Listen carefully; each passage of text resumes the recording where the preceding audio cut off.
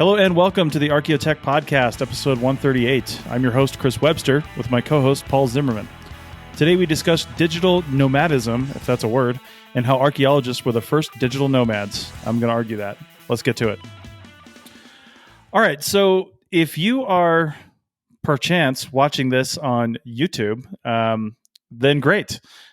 We are recording in Zencastr like we always do, but the new Zencastr beta. If you're listening to this as an audio podcast, head over to YouTube, look down in the show notes. I don't even remember what the Archaeology Podcast Network YouTube channel is called. Probably youtube.com/archpodnet, hopefully, but possibly a string of random numbers. Who knows? I'll find that link and I'll put it in the show notes. But hopefully you've clicked on that and you're watching this on YouTube. We've never done this before. As I'm recording this, I have no idea what it's going to look like. I see Paul in a big window and myself in a small window, but I think there's a composite that you're looking at right now, hopefully. So we're just going to try this out. For the audio listeners, just keep on pressing on, and we're gonna record this. But I think we're gonna try to possibly do some video stuff like this because there's a large segment of the population that likes to consume media on YouTube, even if it's just podcasts, even if there's not a whole lot going on. I think Joe Rogan pointed that, made that abundantly clear.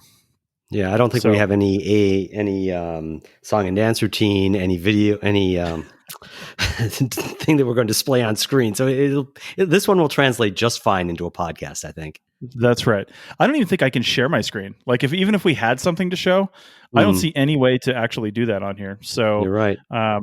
Yeah, unless I somehow just like held something up in front of the camera. I don't know, but I don't think I can actually present something because that's not what this is for. This is just to watch us do a podcast. So hopefully that's entertaining to somebody. Anyway, kind of fits though, because going through new frontiers is what this podcast is all about, new digital frontiers. And what I wanted to talk about today, as I mentioned in the introduction, is basically digital nomads. So as followers of this show probably know, my wife and I moved into an RV a few months ago. We technically moved in full time at the beginning of September. We're recording right now on September 24th or 3rd or whatever it is, 24th.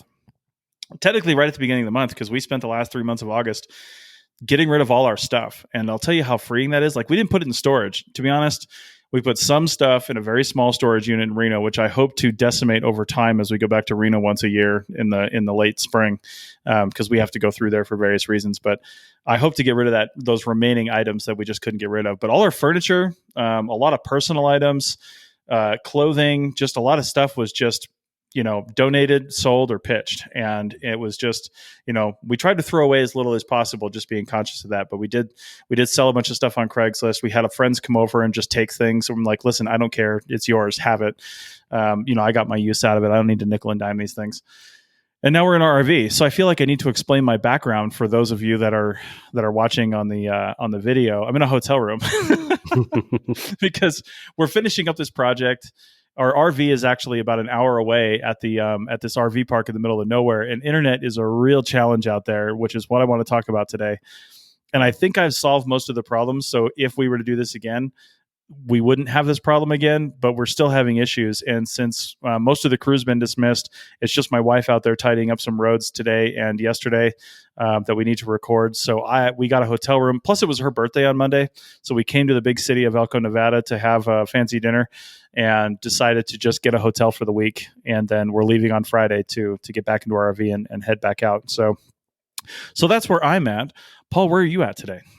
Okay, as I've mentioned before, I work in New York City, and we spend a lot of time here. But we also have a place up an hour north of the city in Brewster, New York.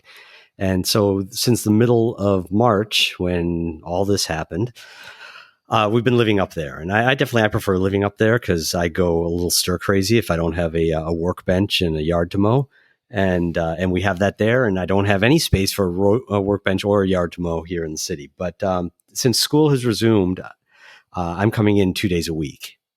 So every Thursday and Friday, I'm here on site because we have things that you have to deal with physically. There's some networking issues that you have to actually pull wires and do stuff. And there's always break fix. Kid drops the laptop, you got to replace the screen.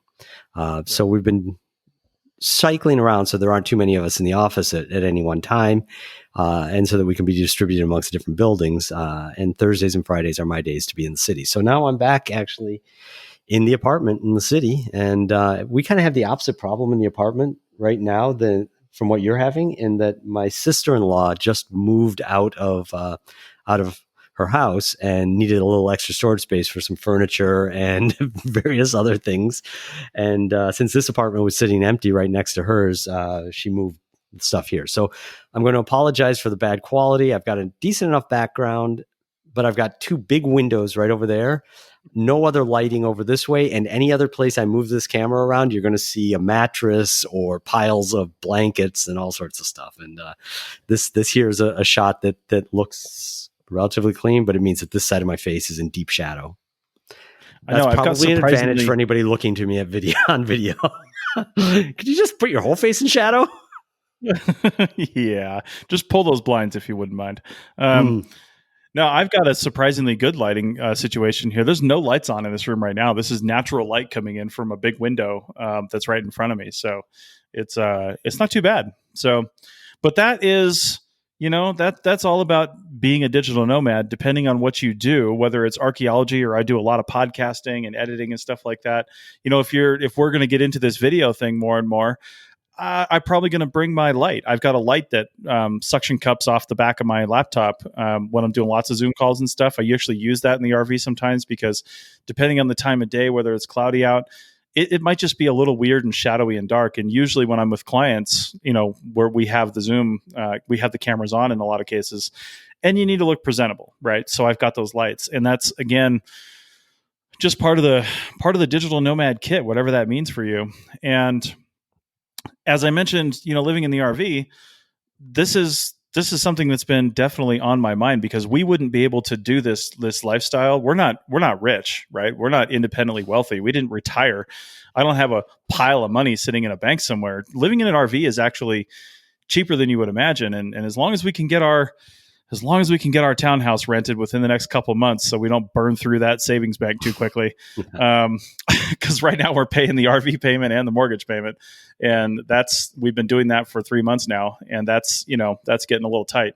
But as long as we can get that rented, and my agent assures me that, she's got some good leads, and hopefully by October 1st, that'll be done. But either way, I know. I figure worst case scenario, if nobody's rented it by the end of December, that'll be 2 years that we've owned it, and we can easily sell it without doing the whole capital gains thing. So I don't really know a whole lot about that, but I know you have to wait 2 years, and January is 2 years. So that's our kind of fallback plan. We can last until then. But the point is, to be able to do this, I need massive internet connectivity. Not only do I just need to be connected to the internet, but I need good internet because through my other work and through podcasting, I need heavy bandwidth use. Like, for example, we switched AT&T plans. What was it? We switched AT&T plans just a couple months ago because I was taking a look, and we were on something where that's our primary carrier, right? And we've got 2 phones and an iPad with a data plan. And I think our total cost on that, now that our phones are paid off, is like $168 a month or something like that after taxes, which isn't very bad. And we had the 30 gigs of data with rollover, and that's shared amongst those 3 devices. And that also wasn't that big a deal. And also, you don't get charged for going over the data. You just get throttled, right? The minute you hit 30 gigabytes, you get throttled down to something unusable. And it's not good enough for Zoom calls. It's not good enough for anything. No. So I switched plans because they had basically a 50 gig plan before throttling with no rollover. But the throttling after 50 gigs only takes place if the network is busy. Basically, you get deprioritized if you're over your 50 gigs. And the joke's on AT&T because we've been up in the middle of nowhere, and I'm pretty sure we've been the only ones on this tower for the last 3.5 weeks. Because I checked our plan and we've used over 190 gigabytes this month. Wow. and it's been great. It's been great. I've been using my iPad for Zoom calls and stuff. The only downside to that plan is each device has a 15 gigabyte tethering limit before it throttles to 128 kilobits per second. Yeah. So, but the joke is on AT&T because I was tethering to my computer. That went real fast. And then I used up my phone's tethering because I started with my iPad. Then I used my phone's tethering and I hit that real fast. And then I used up all my wife's tethering. And she wasn't really tethering to any devices, so it wasn't that big a deal. But we used 45 gigabytes in the first week, right? And that was done. Yeah. But I just started doing everything on my iPad Pro. I've got a 12.9 inch iPad Pro.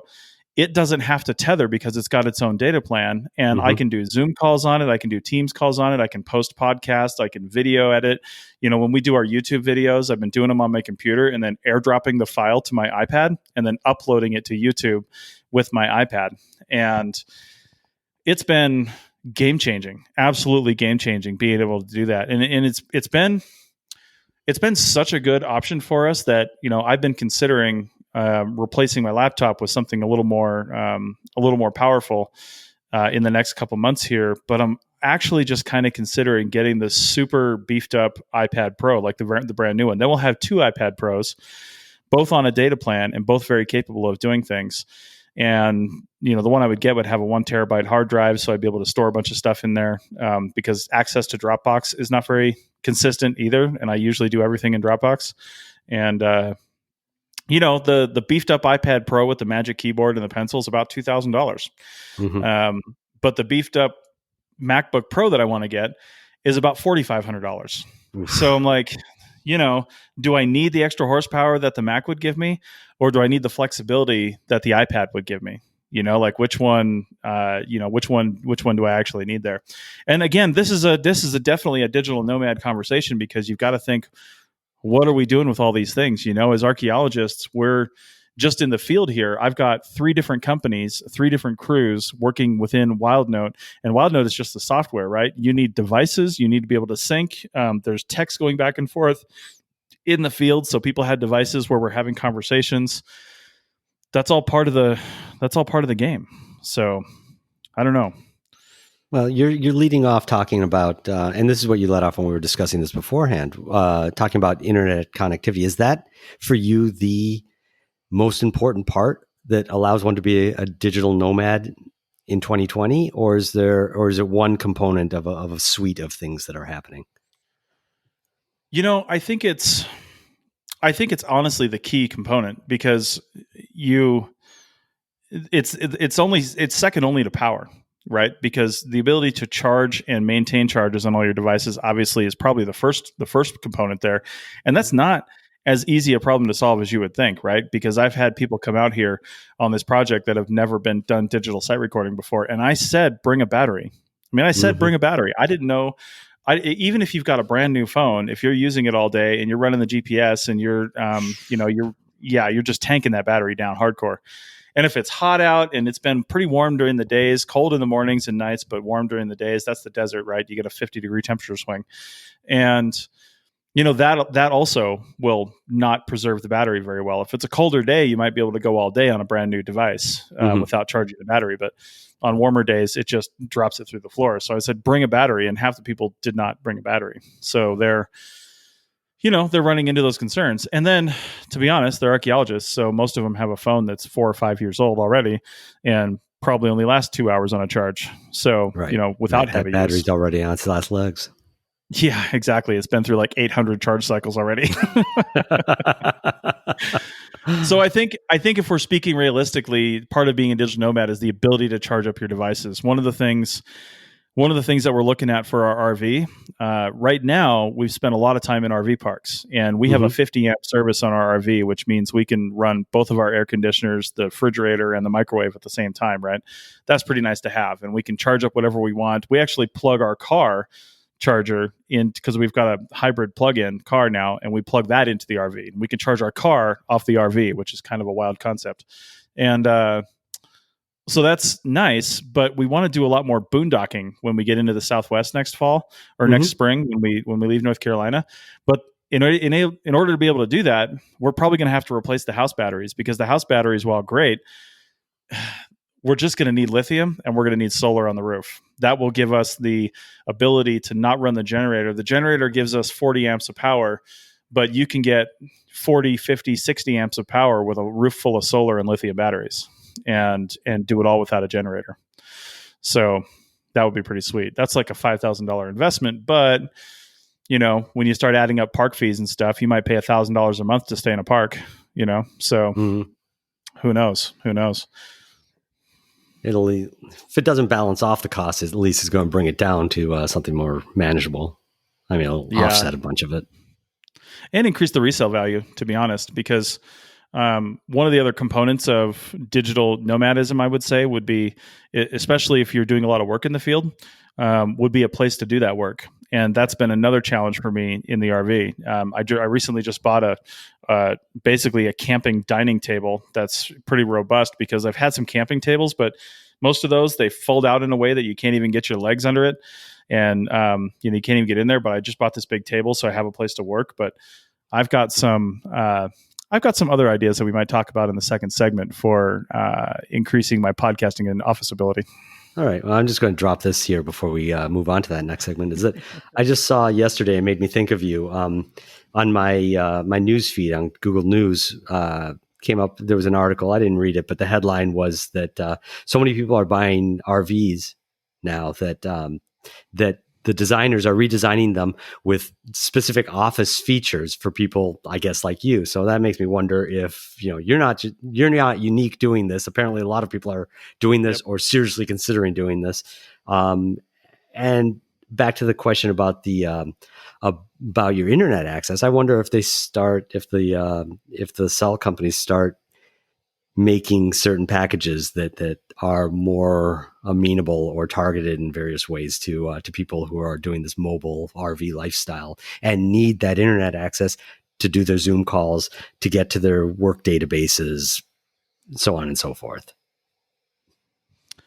Well, let me tell you about RVs and cell phone internet when we get back on the next segment, because I have got a solution to the cell phone thing, and I think Elon Musk has got a solution that's going to leave them by the wayside. But then also, we just bought this RV 3 months ago, and I've been looking at new ones.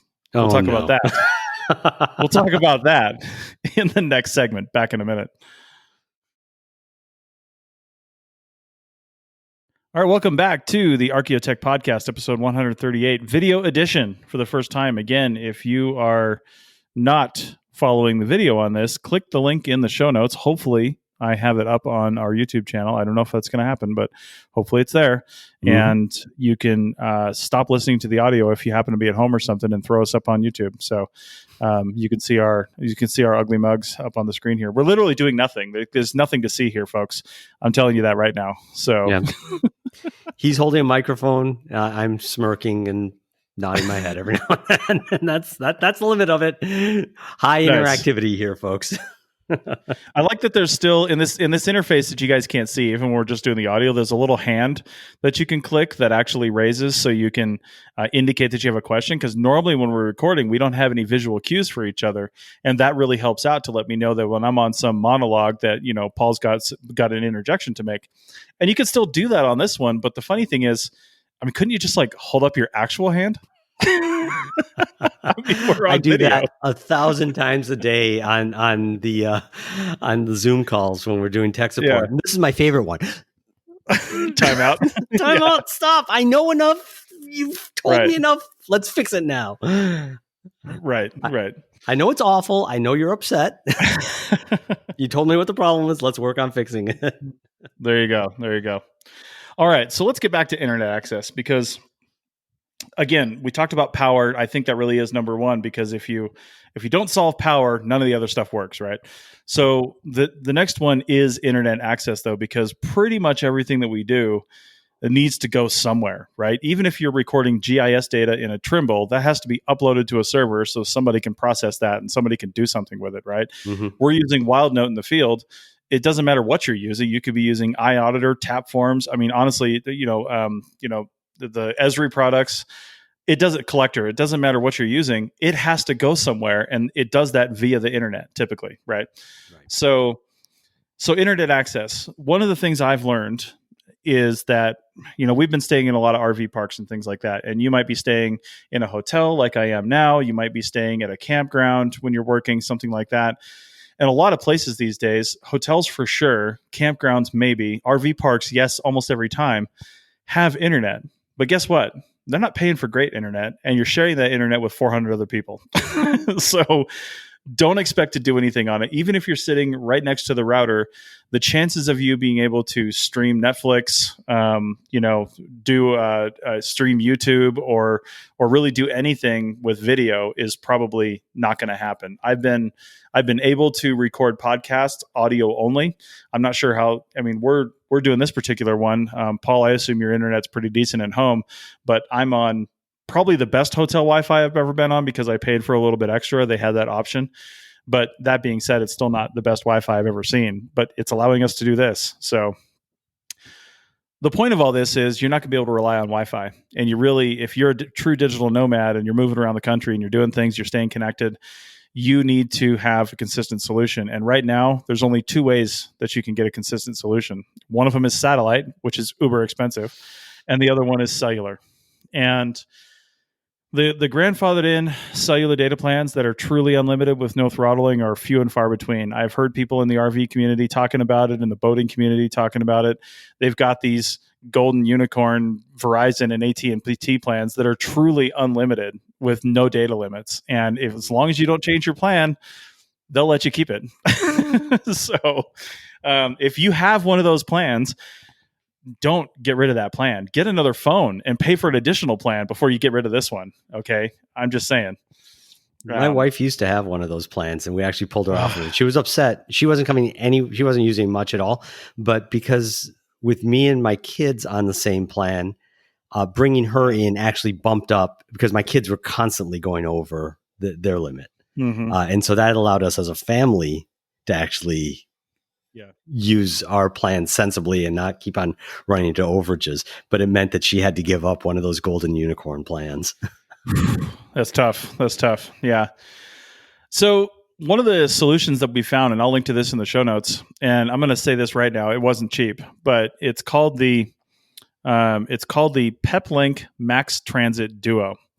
And PepLink actually has a lot of different devices. And if you go to their website, you can see a bunch of different things that might suit your needs. What this one is, and not only did we get this, which you can use independently, but we also got the antenna that mounts to the roof of our RV. Okay, so what this actually does is it allows us to put 4 SIM cards within this router, 4 cellular phone plan SIM cards within this one router, and read Wi-Fi. And not only does it read Wi-Fi, but it will pick up weak Wi-Fi signals and enhance them as best it can. You're still enhancing a crappy signal that is being shared by 400 people, but at least maybe you're picking up Wi-Fi when you weren't picking it up before. And then within its interface, which is basically you open up a web browser when you're connected to the signal that you're putting out, and you type in one of those URLs that's like 192.168. whatever, and you get into the admin controls of it just like you would any normal router.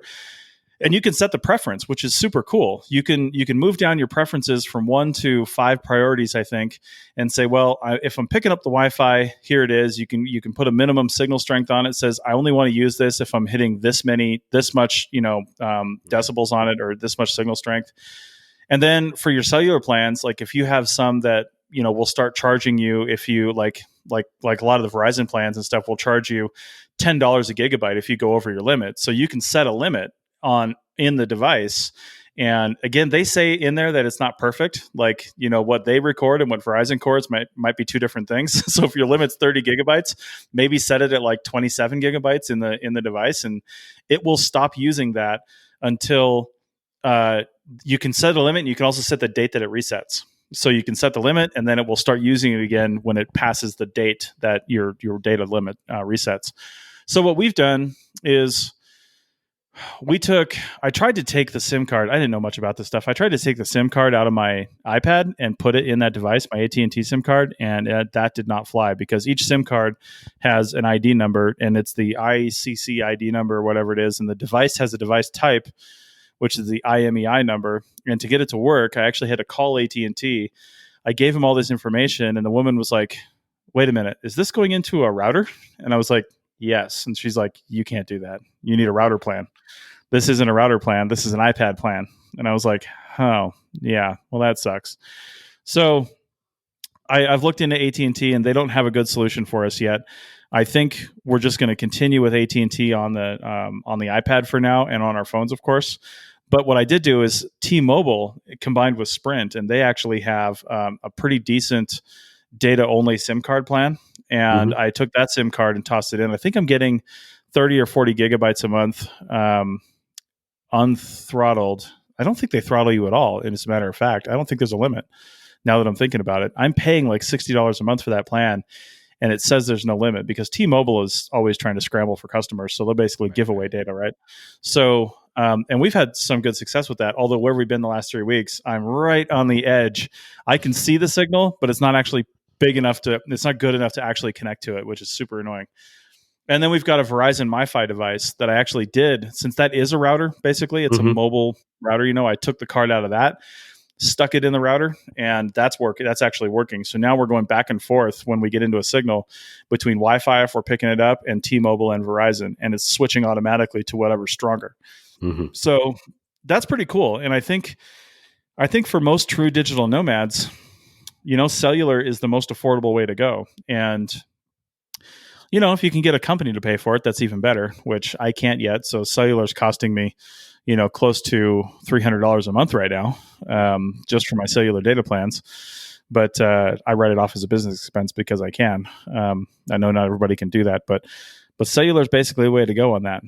I don't know. Yeah, cellular is fascinating to me. I've got a little anecdote for you here, because cellular started out telephones and then became data. So yes. My first time, I'm wearing my Yemen shirt today, because yesterday driving into the city, I was behind a Mercedes wagon that had a great big Yemen flag on the back of it. And so the first time I was in Yemen was in '94, working on a project in Western Yemen, Hadramaut, where I'm actually doing my dissertation research. And in '94, we were there for 4 months.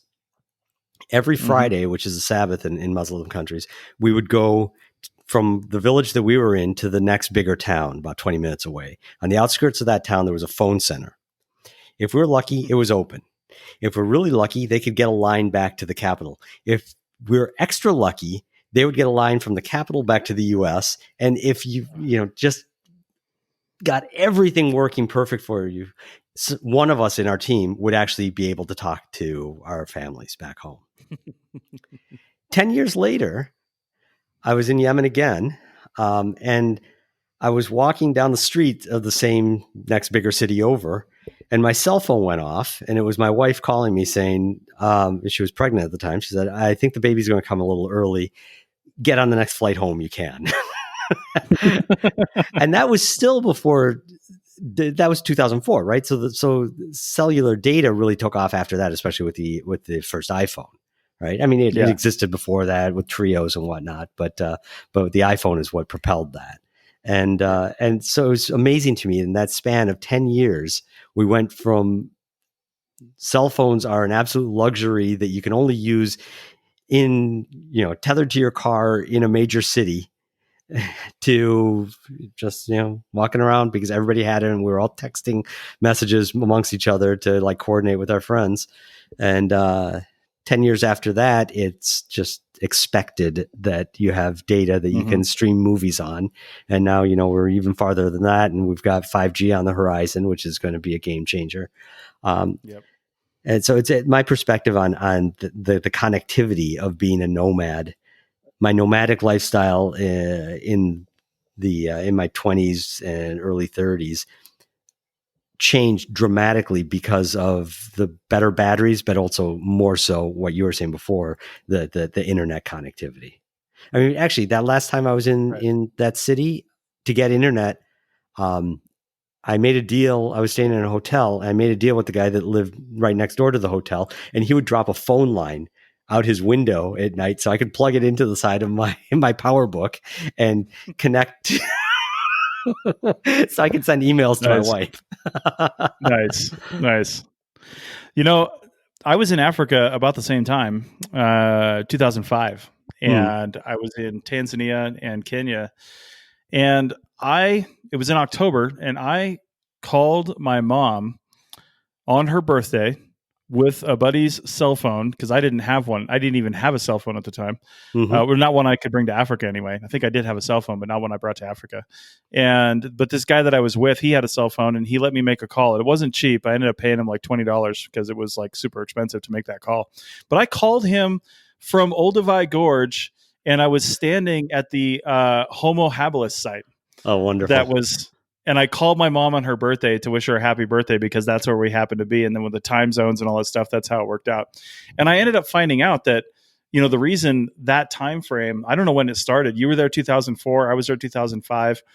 It was right around. And then I don't know if it was the governments that got together or, some sort of aid groups or something like that. But cell phones blew up in that country because they didn't have an infrastructure before that to handle landlines. Like they didn't have any connectivity, right? Like you were saying.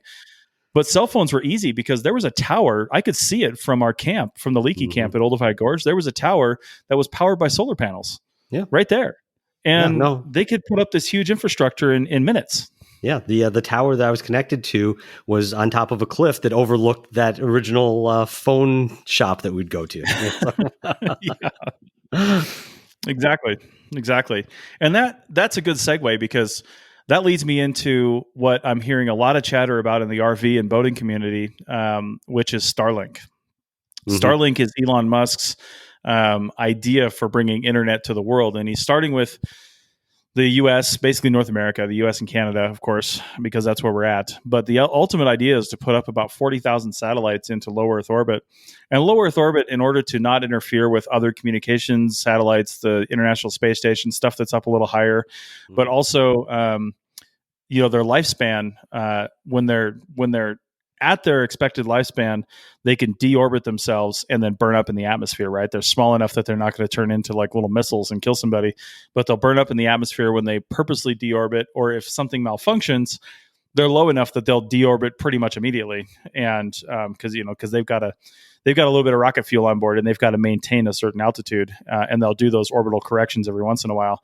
But of course, that's going to run out. Nobody's going to resupply it, and it's going to burn up into the atmosphere. But they're cheap enough that it's expected for that to happen. So, but the Starlink, he's talking, there's no pricing, there's no anything on the internet, but the chatter is that it's going to be ridiculously affordable internet, like you're paying for right now in your home, except it's satellite. And I don't know what the speeds are going to be. I can't imagine Elon Musk would even do it if it wasn't going to be broadband type data speeds. I don't think it's going to be 5G, but I think it's going to be at least LTE type quality, like we're getting now, like 4G LTE type of quality. Otherwise, why would you even do it? Nobody's going to pay for, crappy internet from the satellite. So that's just super intriguing. And 2020 is when it's supposed to come online, or sorry, 2021 is when it's supposed to come online for North America. And I'm going to be looking at it pretty hard as a solution, because switching between towers, and we want to go off in the middle of nowhere with our RV, with our water tanks and our black and gray tank capacities. And then if we put lithium and solar on board, we can stay out for weeks. As long as we have enough food, we could stay out for weeks literally in the middle of nowhere, and still have broadband connectivity and be able to work. I can't even imagine that. That would just be so incredibly amazing and awesome to just wake up, look out and see a desert or mountain landscape or something like that, and yet still be able to do my work during the day. Because as I said, I'm not independently wealthy. I can't just do that whenever I want. I still got to pay the bills. So that, I think, is the ultimate solution, is satellite internet, like satellite everything else. Or a better cell phone internet structure, infrastructure, just like Africa has. To say that we're behind Africa in a cell phone infrastructure is something. You know what I mean? It's a little mind blowing. But you're right. It is because they didn't have that intermediary, the copper lines everywhere to fall back on, or to displace. I guess to displace, because it was sunk cost, and in the U.S. they just weren't compelled to replace something that was working with something new and untested. Other places where they didn't have anything better, or anything working to fall back on, just went full speed ahead. How many people in this country, you probably have it too, how many people in this country still have a landline just because it bundled with their cable? You know what I mean? I did up until a couple months ago. I'm like, why are we still paying the extra? So now it's not an advertised plan, but I had to call them. I had to call Xfinity to find out what plan I could get. It was basically my same plan minus the phone because I don't use the landline. Yeah. Nobody's used the landline. We get sales calls. We get calls from our state rep, and we get for town hall meetings coming up, and we get incoherent calls from my aging father-in-law who's got dementia. We don't use the landline, so we got rid of that and saved $30 a month on our cable plan, which is still hellaciously overpriced, but save $30 is $30. Well, there you go. All right. Well, let's come back in segment 3 and talk about the third component of what I think is really high quality digital nomadism and really embracing this lifestyle. We talked about power. We talked about internet. The next one is going to be your mobile office. Where are you doing all this work? Let's talk about that in segment 3.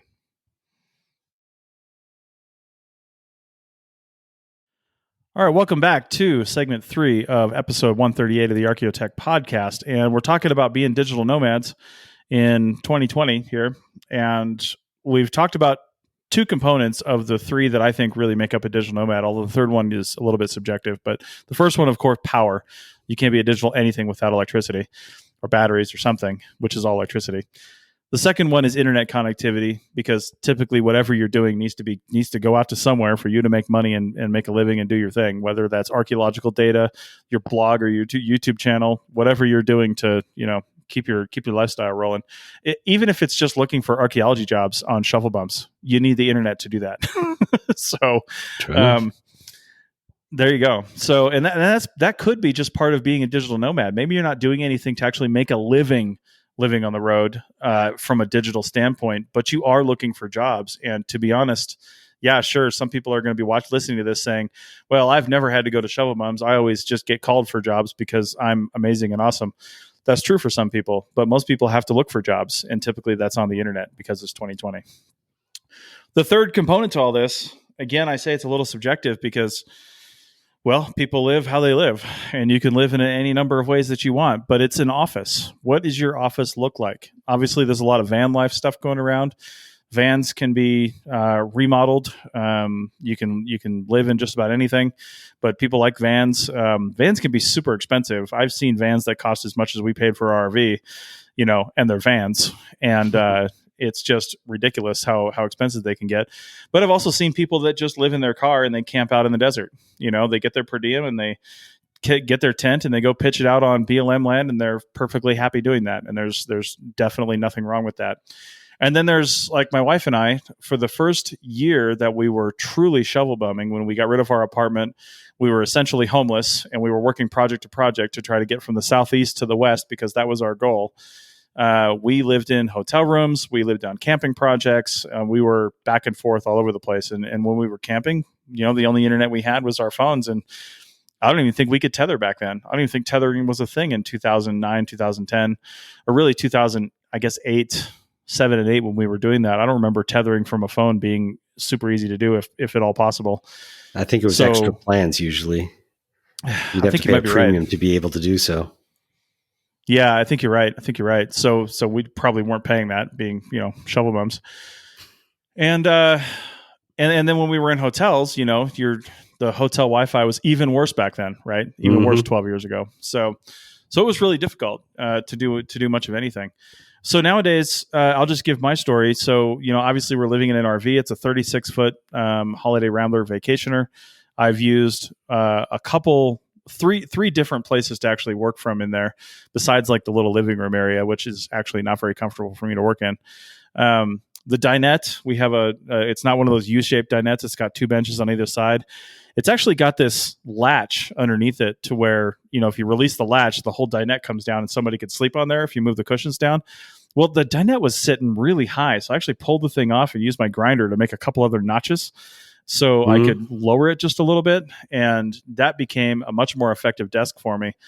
But then again, I don't necessarily want to set my stuff up on the desk all the time. So one thing I was doing when I had my big computers, I I sold those actually when we went back to Reno in September, so I don't have those anymore. But I'm going to get another big screen to use, and that made it so I could use the front passenger seat area of the RV because the dash is really big. It's got some flat spots where I could set a monitor, and I could use my laptop and then display over to the monitor just because I like screen real estate. But that's only really necessary if you like additional screens. Otherwise, I probably wouldn't sit up there. But it is a nice, comfortable place to sit. There's tons of leg room.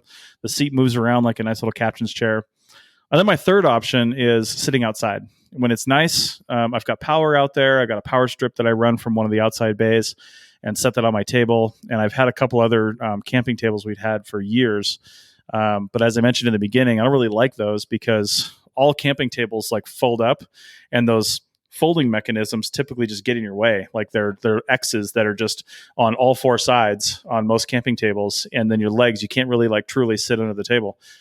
Well, I found out the secret to getting a nice desk, like camping desk. First off, don't search camping desk because nothing shows up. Search camping dining table. I didn't even know that was a thing. I got one that's like 60 inches long, and it's amazing quality. And I think I paid like $120 for this damn thing. And I've only used it once because I just got it last week. But it has no legs underneath it, and the legs are on the sides. And then the top just kind of rolls out accordion style on top of it. Very sturdy, lots of space. I can set up on one side. My wife can set up on the other side. And it's going to be a fantastic desk when we really start using it. Now, Paul, let me tell you what's in our future. And my wife, I'm glad she's not here right now because she smacks me every time I start talking about this. I'm already talking about getting a new RV. And the only reason I'm talking about it is because... Stop shaking your head. The only reason I'm talking about it, and trust me, this wouldn't happen until like next summer, probably. I mean, we're not going to do anything this fall, but especially because the only ones I've seen of this class and the minimal research I've done so far are actually 2021 models. They go back to like 2016 and 17, but you just can't find that many of them. And the make is the manufacturer is the Thor, Thor, and the type is the Outlaw. And if anybody has seen those fifth wheels that are the toy haulers, the fifth wheel toy haulers where the ramp comes down and you could put like a side-by-side or a four-wheeler up in the back there, or even a small car.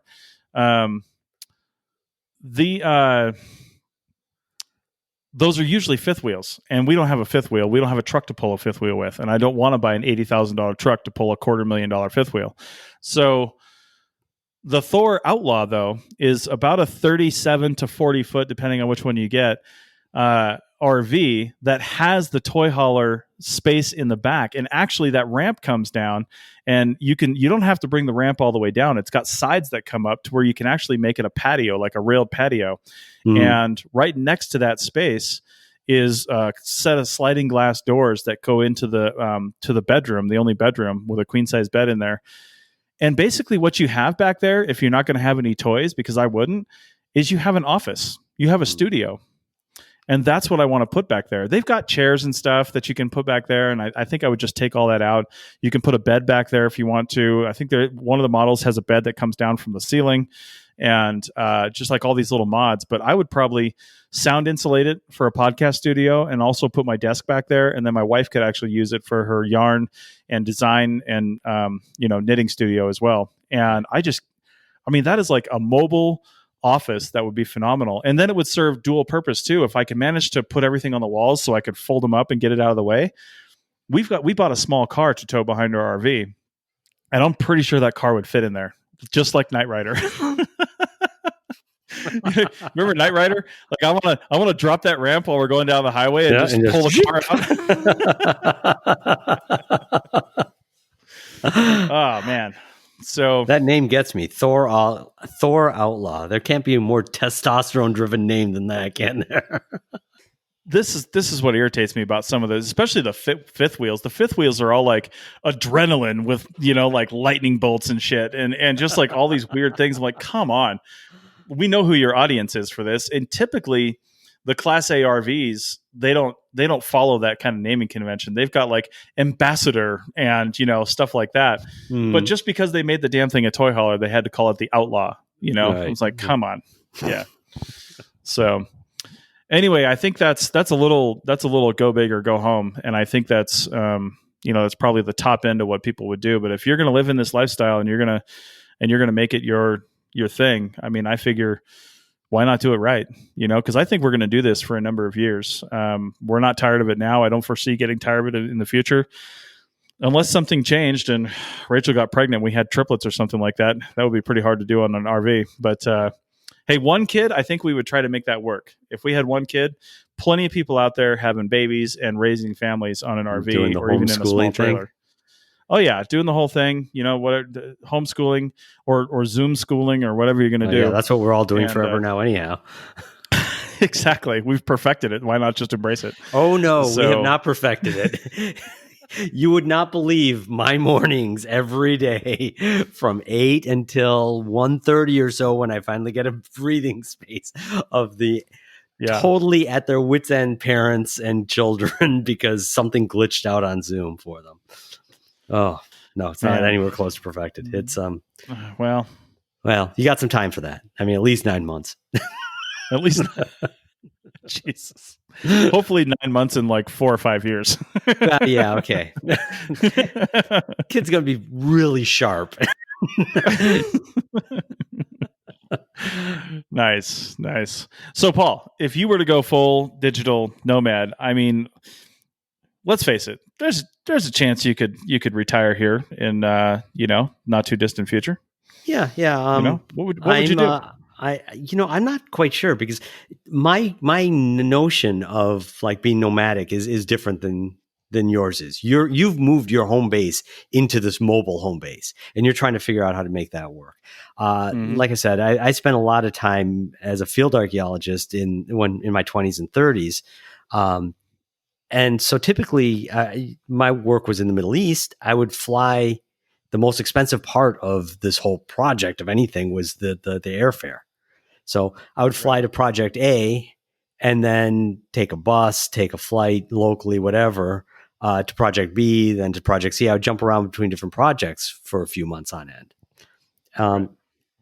And I could do that because my specialty in the field was as a surveyor. So I had the total station and the tripod and the prisms and the poles, and I had the computer and the batteries and such. And I was constantly, a running joke I would always have was, I have so much portable equipment, I can hardly move. So I'm still actually in the mindset of being nomadic, but still having a home base. Sure. Right. So in a different sense than what you're talking about, your home base would move with you. I'm thinking of, my home base is, my most comfortable home base is Brewster because I've got a workbench there. Sure. But then doing months long stretches out in the field. I'm gesturing off camera, which is a problem I have all the time. Months long stretches out in the field. And so for me, it would be how to get the right sets of equipment that I could A, do my job, B, be relatively comfortable, but then not be so encumbered by the equipment that it makes the movement difficult. It makes the traveling difficult, or I get overly worried about theft or breakage or loss or things like that. So I'm not quite sure yet how I'm going to balance it. I do know that, it's been 15 years since the last time I had anything like that as a lifestyle. So I do know that now batteries are better, equipment is lighter. I could do that without feeling like I'm roughing it quite in the same sense. But I haven't looked into it closely enough yet to know how I'm going to make it work. And also then for me, there's the added complication that where I'd most like to do that is again back in the Middle East, which may or may not actually be doable in the next few years. Especially again, my Yemen shirt. That's where I would really love to go back to. Listen, if you could get a Thor outlaw to Yemen, you could have a workbench back there. They probably already have them. You would not believe the things that they can build. I'm sure of it. Yeah. Nice. Well, yeah, I'm pretty excited at the prospect of what the future has to bring for digital nomadism. And also 2020 is such a crazy year that I think a lot of people have become sort of digital nomads in the sense that they're no longer at their offices, right? They're traveling, even if that traveling is home and the backyard, right? For a change of scenery, they're trying to figure out, holy crap, my router is no longer adequate for what I was doing, right? Like I'm on stuff all day long and it's just not cutting the bill when the entire family is there. The kids are streaming Netflix or doing their own Zoom classes, and you're trying to have a business call, and you realize that cheap plan that you bundled with your, Spectrum last year just isn't cutting it anymore, right? And I think 2020 is going to, if you're trying to look for a silver lining, I hope that two things are happening. One, people are starting to increase their usage and connectivity, and therefore, increase their plans. I mean, not that I want to give the companies more money, but what that will do is cause those internet companies to maybe rethink their infrastructures as well. Just like Zoom had to, right? Zoom had to completely change everything they did in the last 5 months just so they didn't lose a whole bunch of customers. And they really pivoted hard and did it well, I think. And we're talking right now on Zencastr's video beta. I mean, I think that they've been talking about video for a while, but I think 2020 with the need to really do this just really accelerated that development, Yeah. Mm-hmm. So, no, absolutely. Yeah. And I see a different angle of it. Maybe something in between what you and I do. And this isn't tech nomads in the sense of like shovel bums or the like what I used to be, the academic archaeologist going around from place to place or things like that. But, I'm sitting right now in New York City, and I'm sure you've seen plenty of articles about the population drain in the richer areas of this city because people had the wherewithal to, in the spring, get out and rent places or buy places up and down the Hudson Valley, out into Connecticut and in the Catskills and so on. And so people moved out, and they initially did so thinking it was just going to be a couple, a month or two.